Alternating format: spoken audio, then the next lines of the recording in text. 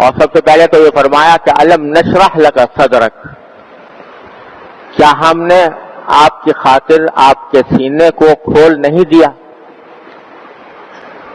سینے کو کھولنے سے کیا مراد ہے یہ پچھلے جمعہ میں تفصیل کے ساتھ عرض کر چکا ہوں۔ پھر آگے فرمایا کہ وَوَضَعْنَا عَنْكَ وِزْرَكَ الَّذِي أَنقَضَ ظَهْرَكَ، اور ہم نے آپ سے آپ کا وہ بوجھ اتار دیا جس نے آپ کی کمر توڑ رکھی تھی۔ کمر توڑنا یہ ایک محاورہ ہے، یعنی کوئی آدمی کو کوئی فکر ہو، کوئی تشویش ہو، کوئی بوجھ انسان کے اوپر پڑا ہوا ہو اور شدت کے ساتھ پڑا ہوا ہو، تو محاورے میں کہا جاتا ہے کہ اس غم نے، اس تشویش نے، اس فکر نے میری کمر توڑ دی۔ تو وہ کون سا بوجھ تھا جس نے نبی کریم سرور دو عالم صلی اللہ علیہ وسلم کے بارے میں فرمایا گیا کہ تمہاری کمر توڑ رکھی ہے؟ تو اس کی بہت سارے سرکار دو عالم صلی اللہ علیہ وسلم کے اوپر افکار تھے، بہت سے مسائل تھے، لیکن سب سے اہم اور سب سے زیادہ حضور اقدس صلی اللہ علیہ وسلم کے لیے بوجھ کی جو بات تھی وہ نبوت کی ذمہ داریوں کا بوجھ تھا، اور اس امت کی امت کو نجات دلانے کی کوششوں کا بوجھ تھا کہ جس ماحول کے اندر آپ دنیا میں تشریف لائے اور جس طرح آپ پر یہ ذمہ داری ڈالی گئی کہ وہ پوری دنیا جو کفر اور ضلالت میں ڈوبی ہوئی تھی اس کو ہدایت کے راستے پر لائیں اور اس کو جہنم سے نجات دلوائیں۔ اتنی بڑی ذمہ داری جو اس سے پہلے کسی پیغمبر پر نہیں آئی، اس لیے کہ نبی کریم صلی اللہ علیہ وسلم کی تشریف آوری سے پہلے جو پیغمبر آتے تھے ان میں سے ہر پیغمبر اپنی قوم کے اندر مبعوث ہوتا تھا۔ مثلا حضرت صالح علیہ السلام قوم سمود کے اندر مبعوث ہوئے تھے اور انہی کی حد تک آپ کو دعوت دینی تھی۔ حضرت ہود علیہ السلام قوم عاد کی طرف مبعوث ہوئے تھے، قوم عاد ہی کی حد تک آپ کو دعوت دینی تھی، اور دوسری قوموں کی طرف دعوت دینے کا آپ کو ان لوگوں کے اوپر بوجھ نہیں ڈالا گیا تھا۔ حضرت موسیٰ علیہ السلام، حضرت عیسیٰ علیہ السلام یہ بنی اسرائیل کی طرف مبعوث ہوئے تھے، بنو اسرائیل کی حد تک ان کی دعوت محدود تھی، لیکن حضور اقدس صلی اللہ علیہ وسلم کو اللہ تبارک و تعالیٰ نے خاتم النبیین بنایا، آخری پیغمبر، اور آپ کی دعوت صرف قریش کی حد تک یا عرب کی حد تک نہیں تھی، پوری دنیا کے لیے تھی، اور پوری دنیا کے لیے بھی دنیا کے آخری دن تک، قیامت تک آپ کی نبوت کا سلسلہ اور آپ کی دعوت کا سلسلہ جاری رہنا تھا۔ تو آپ کی دعوت پوری دنیا کے لیے تھی، تمام دنیا کے لیے تھی، کسی خاص قوم کے ساتھ مخصوص نہیں تھی۔ چنانچہ قرآن کریم میں فرمایا وَمَا أَرْسَلْنَاكَ إِلَّا كَافَّةً لِلنَّاسِ بَشِيرًا وَنَذِيرًا، ہم نے آپ کو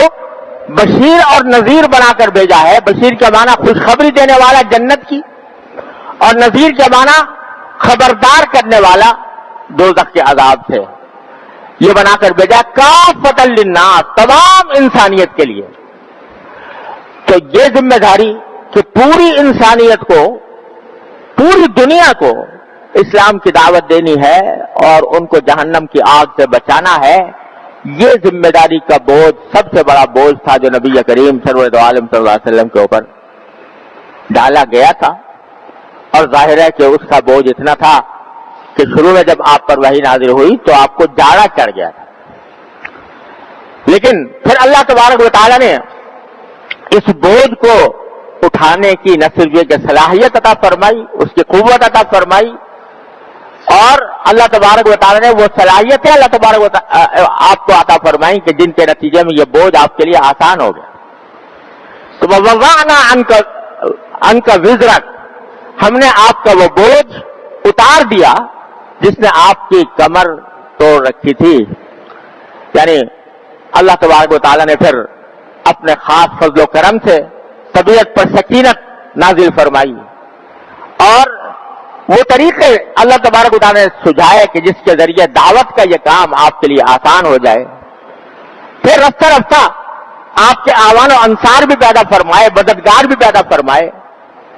حضرات صحابہ کرام رضی اللہ تعالیٰ عنہم اجمعین ایسے جانثار ساتھی آپ کو عطا فرمائے کہ ایسے جانثار ساتھی روئے زمین پر کسی اور کو نصیب نہیں ہوئے. ایسے صحابہ کرام رضی اللہ تعالیٰ عنہم اجمعین آپ کو عطا فرمائے. تو اس طرح آپ نے اللہ تبارک و تعالیٰ نے وہ بوجھ سرکار دو عالم صلی اللہ علیہ وسلم کا ہلکا کر دیا, وہ بوجھ اتار دیا. پھر فرمایا کہ وَوَضَعْنَا عَنْكَ وِزْرَكَ الَّذِي أَنقَضَ ظَهْرَكَ فَإِنَّ مَعَ الْعُسْرِ يُسْرًا إِنَّ مَعَ الْعُسْرِ يُسْرًا. تو اب یہ بات سمجھ لو کہ تنگی کے ساتھ, مشکل کے ساتھ آسانی بھی ہوتی ہے. یہ بات 2 مرتبہ ارشاد فرمائی اللہ تعالیٰ نے, فَإِنَّ مَعَ الْعُسْرِ يُسْرًا, کہ ہر مشکل کے ساتھ ایک آسانی ہوتی ہے, ہر مشکل کے ساتھ ایک آسانی ہوتی ہے. یہ اللہ تبارک و تعالیٰ نے زور دے کر 2 مرتبہ یہ بات ارشاد فرمائی. اس میں دیکھنے کی بات یہ ہے کہ لفظ یہ استعمال فرمایا کہ مشکل کے ساتھ آسانی. ساتھ کے معنی 2 ہوتے ہیں. ایک تو یہ کہ جس وقت مشکل آ رہی ہے اسی وقت آسانی بھی ہے, اور محاورے میں بعض اوقات یہ بھی کہا جاتا ہے کہ مشکل کے بعد اگر آسانی آ جائے تو وہ مشکل کے ساتھ ہی آسانی بھی آ گئی. دونوں باتیں یہاں پر مقصود ہیں. ایک تو جس وقت مشکل آ رہی ہوتی ہے, کوئی پریشانی, کوئی صدمہ, کوئی غم انسان کے اوپر طاری ہوتا ہے, تو اللہ تبارک و تعالیٰ کی طرف سے عین اس صدمے کے وقت میں بھی اور عین اس غم اور پریشانی کے وقت میں بھی بہت سی باتیں ایسی ہوتی ہیں کہ اگر انسان ان پر غور کرے تو وہ آسانی کا سبب بن جاتی ہیں, اس مشکل کو آسان کر دیتی ہیں. مگر ہم چونکہ بے صبرے واقع ہوئے ہیں, اس واسطے اگر ذرا بھی کوئی تکلیف آ جاتی ہے تو انسان اس تکلیف کو لے بیٹھتا ہے, اور اس تکلیف کے ساتھ ہی اللہ تبارک و تعالیٰ کی جو بے شمار نعمتیں ہیں ان کو بھول جاتا ہے. تو اس کا نتیجہ یہ ہے کہ اس چھوٹی سی تکلیف کے اوپر آدمی شکوہ کرنے لگتا ہے, اس چھوٹی سی تکلیف کو لے بیٹھتا ہے, اس کو اپنے لیے پریشانی کا سبب بنا دیتا ہے, نعمتوں کو بھول جاتا ہے. مثال اس کی یہ ہے, ایک ادنا سی مثال, کہ مثلا بیماری آئی, کوئی بیماری, اور اس بیماری کے اندر تکلیف ہے, کوئی درد ہے, کوئی پریشانی ہے, بخار چڑھ گیا ہے, یا کوئی اور بیماری لاحق ہو گئی ہے, تو بے شک یہ تکلیف تو ہے, مشکل تو ہے. لیکن